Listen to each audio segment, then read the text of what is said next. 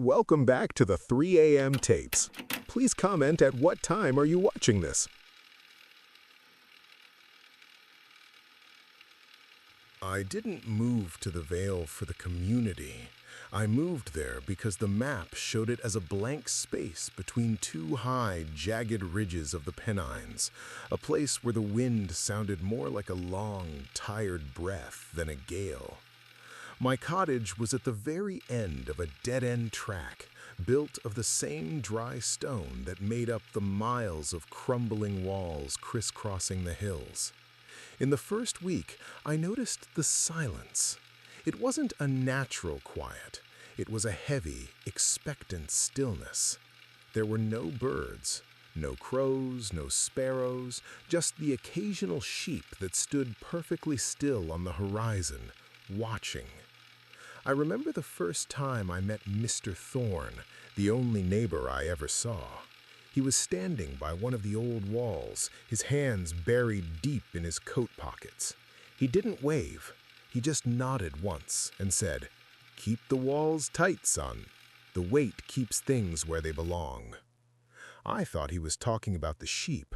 I spent my evenings sitting on the porch, watching the fog roll down from the ridges. It was thick, like curdled milk, and it moved with a strange intentionality. By the third night, I found a small gray stone sitting on my doorstep. It was perfectly round, cold to the touch, and felt heavier than it looked. I tossed it back into the garden and went to bed. But when I woke, the stone was back on the mat. Only this time, there were two of them. The routine began to shift after that.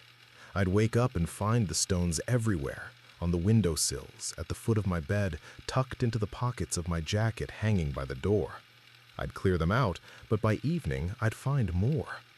I started to feel a peculiar lethargy, a weight in my limbs that I couldn't explain.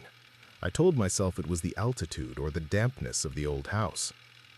I started hearing the sound at night. It wasn't a scream or a floorboard creaking. It was the sound of grinding stone. A slow, rhythmic scritch, scritch, scritch, coming from inside the walls.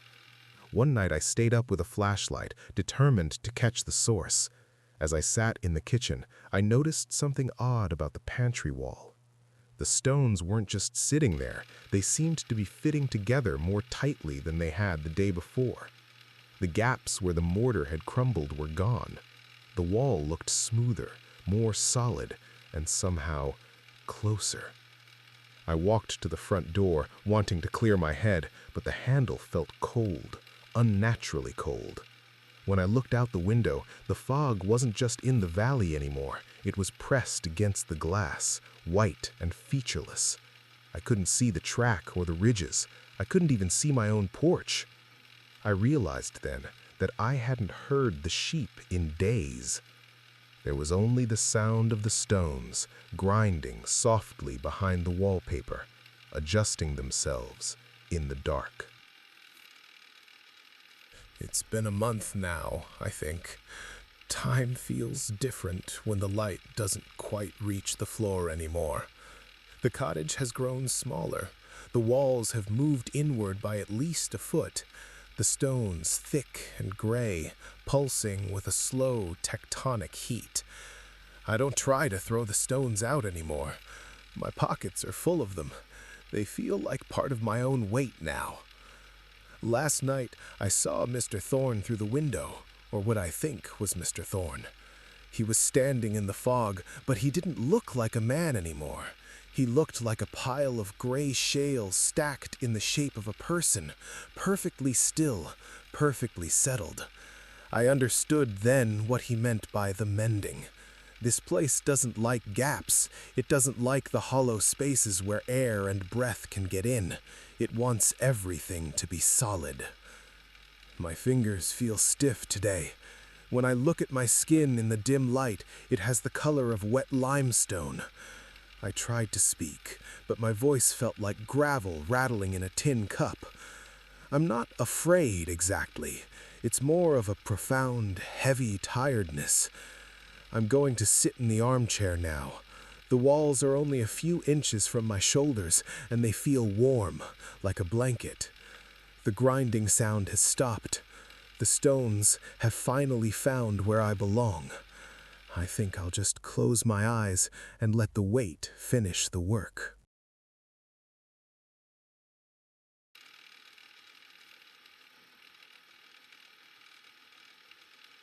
I didn't think much of the flyers at first. They appeared on the notice board in my apartment lobby sometime in late October, layered between missing cat posters and ads for piano lessons. Cream-colored paper, no logo, no phone number, just a sentence printed in a soft, almost polite font.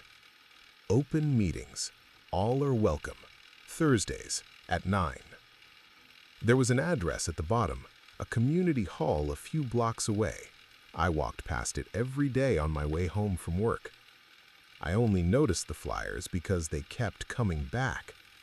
I tore one down the first time out of mild annoyance. The board was already cluttered, and I didn't like the way the sentence seemed to look back at you. The next morning, the space was filled again. Same paper, same font. Perfectly aligned, as if it had never been removed. Over the following weeks, I began to notice other things. The people in my building were quieter than usual. Not rude, just distant. They stopped making eye contact in the elevator. Conversations cut short when I entered the laundry room.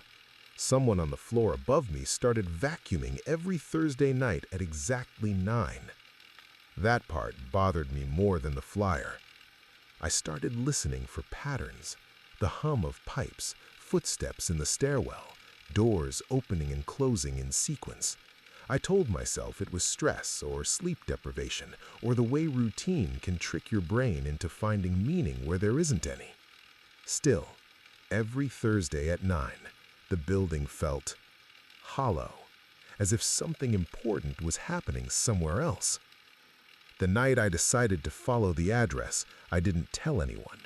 I just grabbed my jacket, folded the flyer into my pocket, and told myself I was going for a walk. As I stepped into the hallway, I noticed every apartment door was closed, even the ones that never were. And for the first time since moving in, I realized how quiet my building could really be.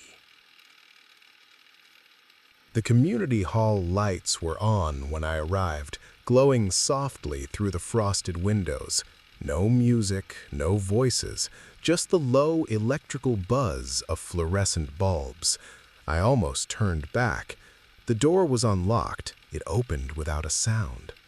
Inside, the room was arranged with neat rows of folding chairs, all facing a blank wall.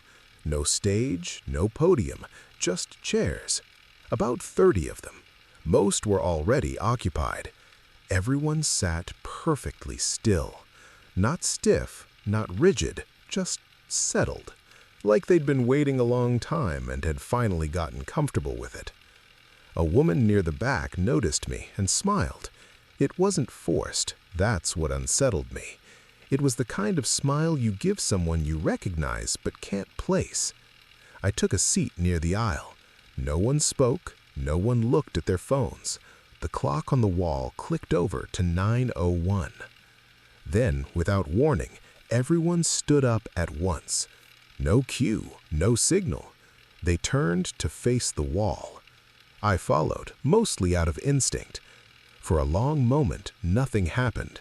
Then someone began to speak, not loudly, not passionately, but in a calm, even tone, as if reading minutes from a meeting. I couldn't see who it was.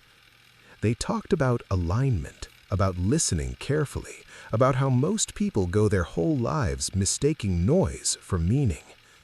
As they spoke, the others nodded in unison, slowly, thoughtfully. I felt like I was intruding on something private, something intimate. When the speaker finally fell silent, the room stayed standing. No one clapped, no one moved. Then, just as smoothly as it began, everyone sat back down. The woman beside me leaned in and whispered, "You're right on time."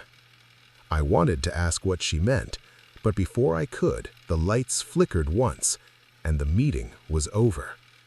People filed out quietly, already slipping their jackets on, already elsewhere in their minds.